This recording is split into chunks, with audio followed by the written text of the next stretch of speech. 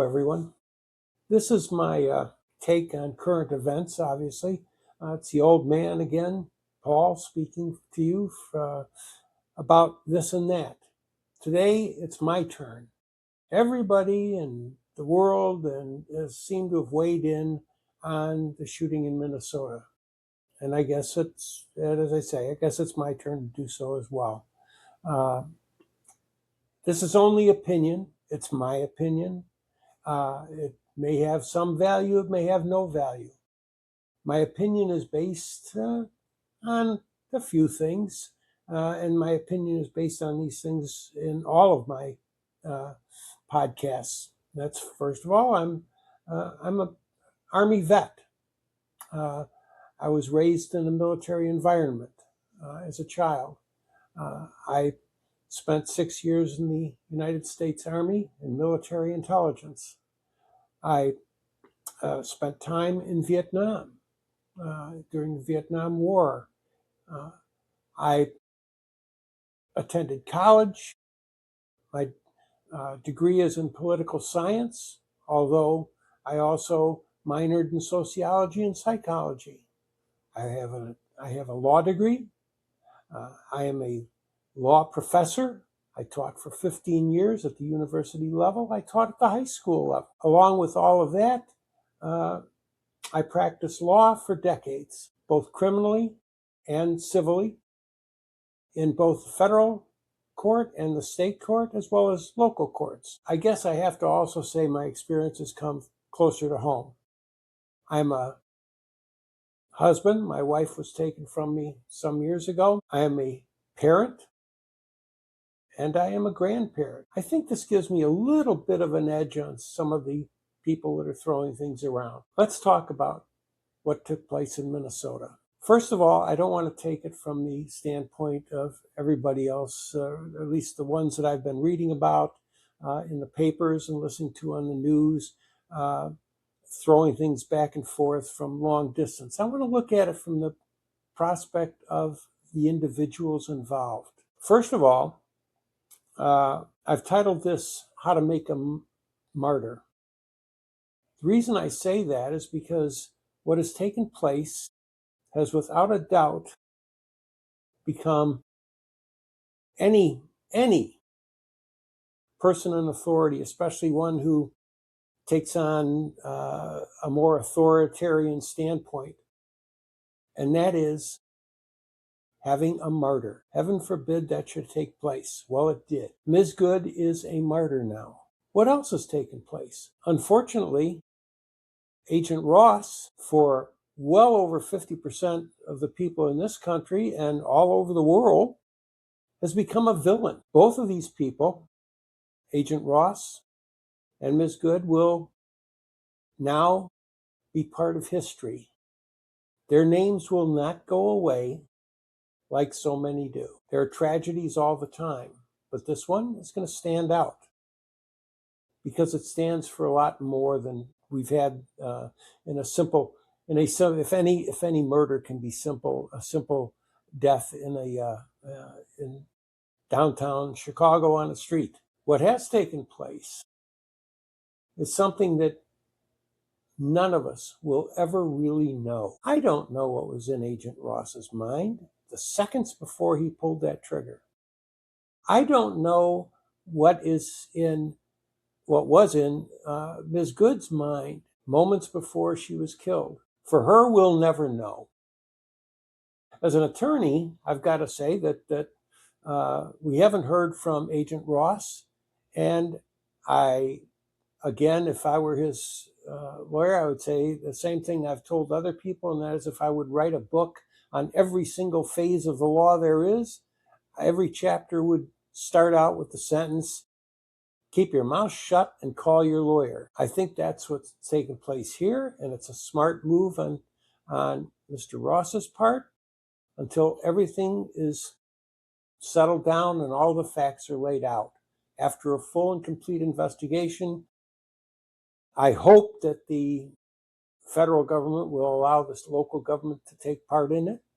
Whether they do or not is up to the government. However, has the unfortunate taste of smacking of a cover-up, which is something that is not needed at this time. Again, everyone talks about transparency, but when it comes right down to it, transparency is only as good as it is for the person who is under the microscope. As far as the shooting itself goes, the taking of a life under any circumstances is a horrible thing. To pull a trigger on a pistol or wield a knife or even a beer bottle or a baseball bat and take someone's life is one of the worst things that can happen in the world, whether it's in a war that I was in or any war, or whether it's just something that takes place in the heat of a moment. My graduate work was in crime and corrections, criminology, and a lot of studies are made about the criminal of things that take place on a criminal level.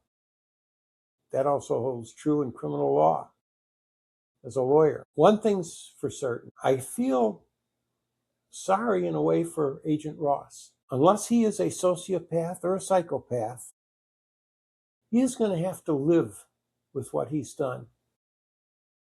I know personally, if I could step back and pull those bullets back, I would. Unfortunately, that can't be done in this case. Unfortunately, it can't be done in any case. Once the job is done, the job is done. He'll have to live with that for the rest of his life. He'll have to face family, friends, and the general public with what took place. For that, I do feel sorry for him. In an equal way, in fact, or more so, I feel sorry for the loss of Ms. Good. Here's a young woman in the prime of her life who will not live to see her grandchildren, who will not live to see another day. That's a tragedy. It's one that could have been prevented. Where do we prevent it? At the very beginning?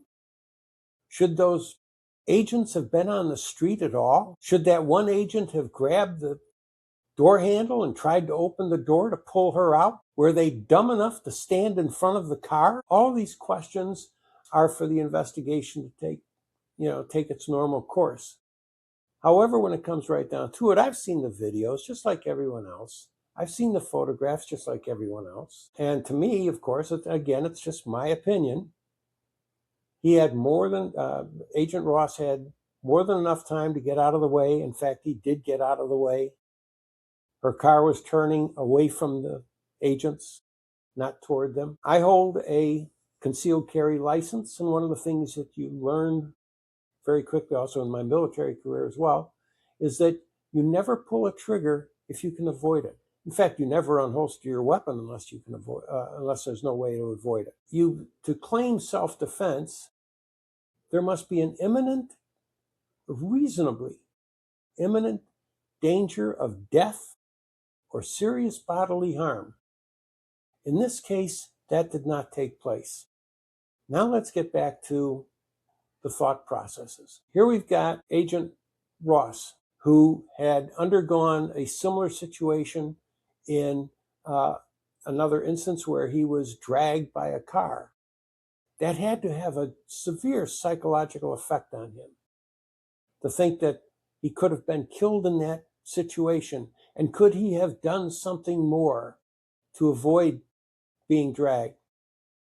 Could he have pulled his weapon at that time and shot and not been dragged? What took place in his mind the seconds before he fired that bullet?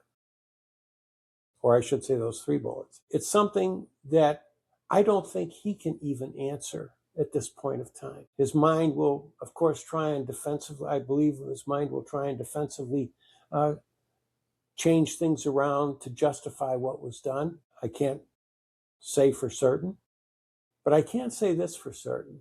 He had a chance to not fire that weapon, and he didn't take that opportunity.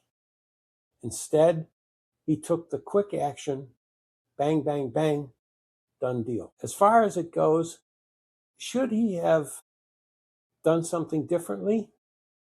Of course he should have. It's obvious. He was up beside the car. He got out of the way. So there wasn't any imminent danger of death or even severe bodily injury. And by severe bodily injury, we're talking about not just being taken into the hospital for an examination, but being taken in the hospital in an ambulance with fractures and bleeding. That was not done here. Also, he's not dead. He was not in danger of being killed. So the actual shooting, to my mind, was not justified. And I'm talking now as, again, my opinion, but it's also my opinion as a legal scholar. At the very least, we have a situation of negligent homicide. But again, what took place in those seconds before then? Was he thinking, I'm not going to let this happen again to me? I don't know, nor does anyone else. I do remember a case where I was with a jury trying to examine them for their capacity to have a fair hearing for my client, who was on trial for driving under the influence of alcohol. And I remember one of the jurors, it came out that through my questioning, that he really wanted to be on that jury. Why did he want to be on that jury? He wanted to be on that jury through the questioning because he had been on a jury previously on a driving under the influence situation, and the jury found not guilty. And as it turns out, he did not like that opinion. He went along with it simply to get the job done and get back home. But he was really upset that they brought in a not guilty verdict when he thought for sure the guy was guilty. I knew right then that there was nothing in the world that would allow him to be impartial on that jury. If the Lord Jesus Christ was my client, that juror would have found him guilty. Why? Because in his mind, he wanted to rectify what happened in the past. Maybe that's what took place here. Now let's look at the seconds before the incident with Ms. Good.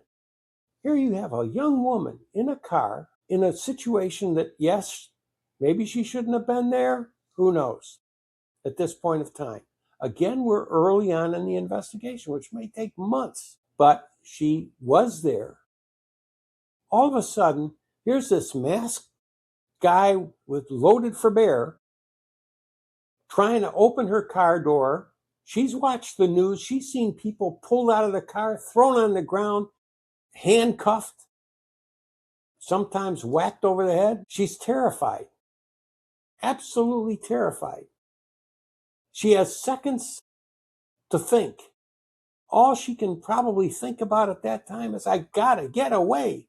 I've got to save myself. That's all she thought about in those seconds. And now she's gone. And again, we'll never know exactly what went through her mind because she's not here anymore. It's a sad, sad state of affairs when we have to say that about anyone. We've had more shootings now by authorities in these situations than we've had in a normal police, and yet it's not going to stop unless we can control what's going on out there.